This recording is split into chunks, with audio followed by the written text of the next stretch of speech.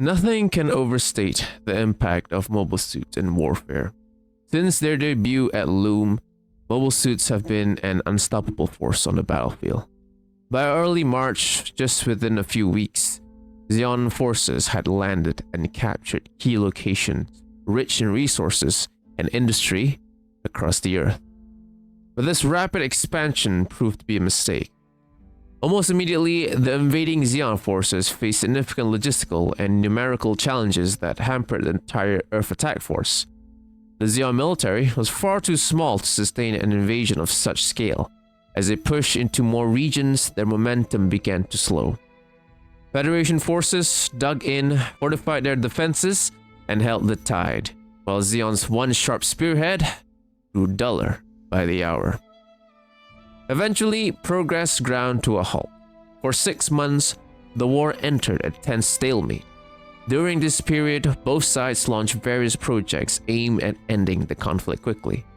Xeon embarked on a flurry of experimental initiatives, from superweapons like the Apslus to long-term efforts such as the Peasant Project. This shotgun strategy may have sealed Xeon's fate, as the Federation focused its superior resources and industrial capacity into a single unified endeavor, Operation V. Now, before we continue, I just have to say that this isn't exactly a part 2 of the Operation V video, but it kind of is. Like I did go through like the simplification of the RX suits a bit in the Operation V video. I don't think you need to watch it because I'm still gonna explain like the early efforts a bit when like the gym ground. The gun tank and the gun cannon, they'll be his own thing. This one will be just the gym. All right, we'll do the gym 1 here, and the gym 2, and then the gym 3.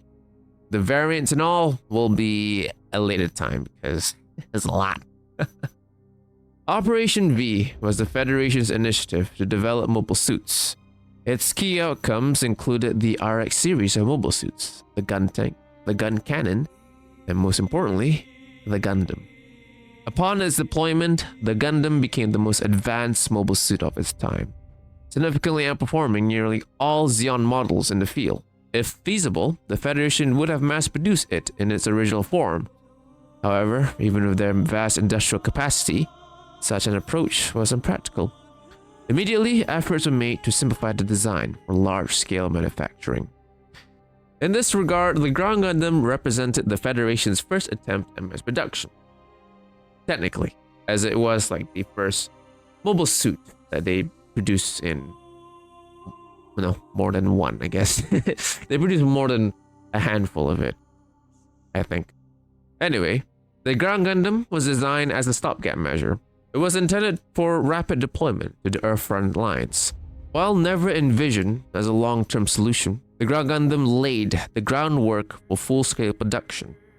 The Federation's next objective was to accelerate manufacturing, leading to a streamlined version of the Ground Gundam, the Ground Gym, the first general model. Side note, I don't think it's ever confirmed that Gym means general model or anything like that. But since the gym is, supposed to be this generic, this blank slate thing, I think general model works fine.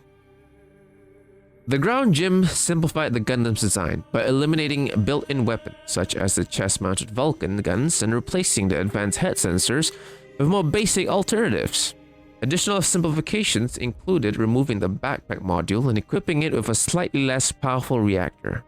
In essence, the Ground Gym was a stopgap to an earlier stopgap. It was not produced in large quantities and it was primarily assigned to specialized units operating in Southeast Asia and later in Odessa.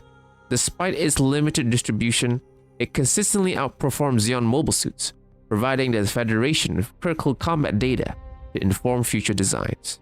But before the Federation could finalize its true response to Xeon's numerous Zakus and Doms, one final area of experimentation remained: performance in space.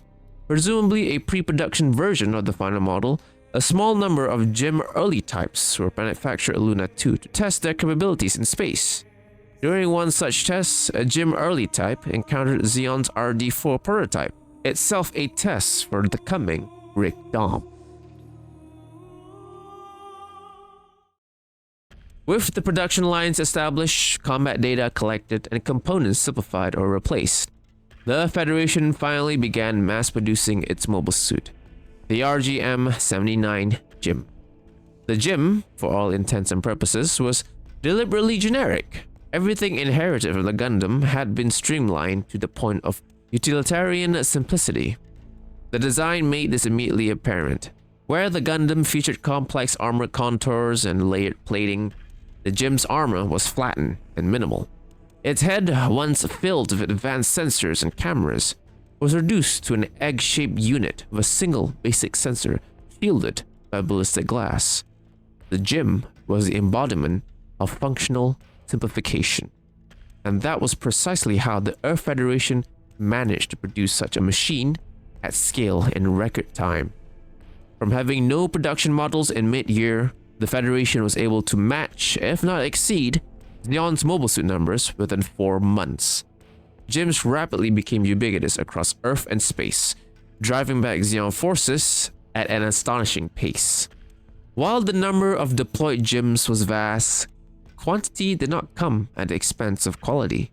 Despite simplified components, the GIM's standard design and specifications surpassed most of the mobile suits fielded by Zeon. Its armor, for instance, was made from Luna Titanium alloy. While not as strong as the original Luna Titanium used in the Gundam, it was far superior to the hardened steel utilized by Zeon units, allowing GIMs to withstand significantly more damage. In terms of firepower, the GIM outclassed its opponents as well. Its standard armaments included a beam spray gun and a beam saber, both capable of destroying most targets with a single hit. However, what truly made the GIM exceptional was its simplicity. Its straightforward design allowed for rapid adaptation and modification. While not fully modular, the GIM's base frame was far more versatile than that of the Zaku, enabling faster, more specialized alterations. As a result, numerous GIM variants emerged, each tailored for a specific operational role. But all that is for another time because there's a lot of them, and I procrastinate a lot. So long edited videos are not exactly a good idea for me. Unless, of course, I get rid of my 1 video per week schedule. I can't even do 1 video per week, man. Oh no. Anyway, within a month of the GIM's deployment, the Earth Federation had successfully pushed Zeon back into space, bringing the war directly to their homeland.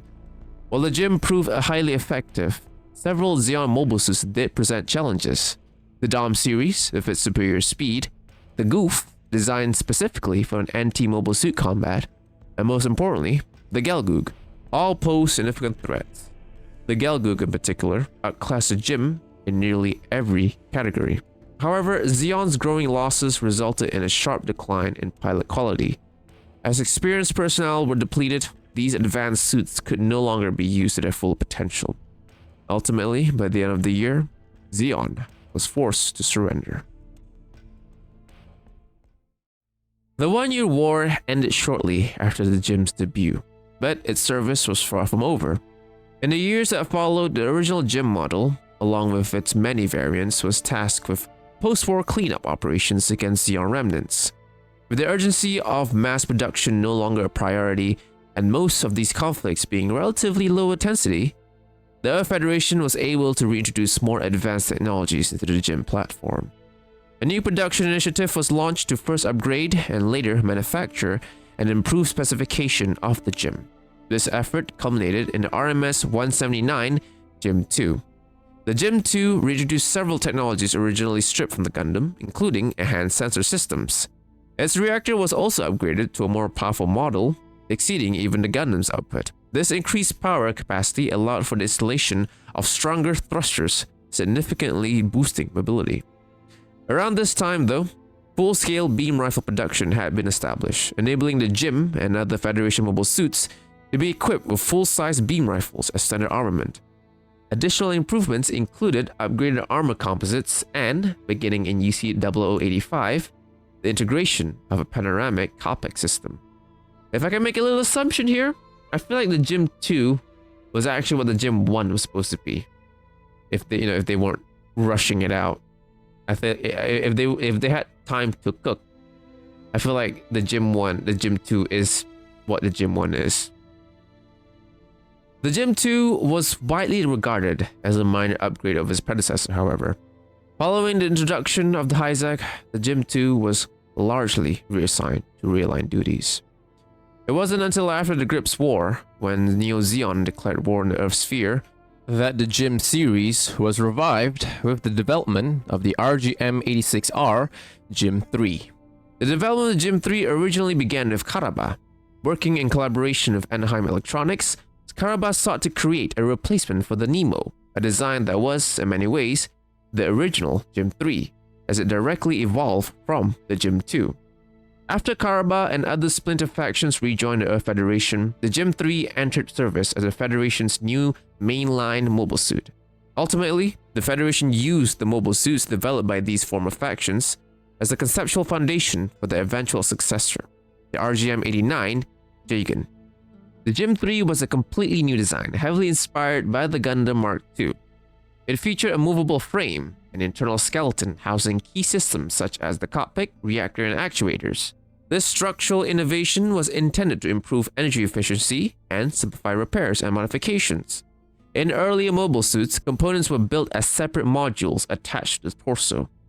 The Gym 3 also introduced enhancements to its sensors and a slight increase in reactor output, though its greatest mobility improvement came from a backpack unit modeled after the Mark II.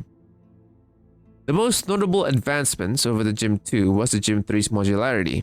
It could be equipped with optional missile launchers on the shoulders and waists, allowing it to fulfill roles traditionally assigned to cannon-type mobile suits. Its armor was also significantly upgraded. Select components were reinforced with genuine Luna titanium, now referred to as Gundarium. The shoulder pauldrons adopted double-layer designs for improved durability, while the knees received reinforced plating. The head unit was also thickened, and it is noticeably larger than that of the Gym 2. The overall design of the Gym 3 drew considerable inspiration from the Nemo. The Gym 3 would become the final Gym variant produced. After the conclusion of the Neo-Zeon War, the Federation rapidly transitioned to the RGM-89 Jagan as a standard mobile suit, and the Gym series again were relegated to realign duties. Although the Gym's direct production line ended, its design legacy continued to influence Earth's Federation development for decades. The Heavy Gun series succeeded the Jagan, followed later by the Javelin, the latest entry in the RGM lineage.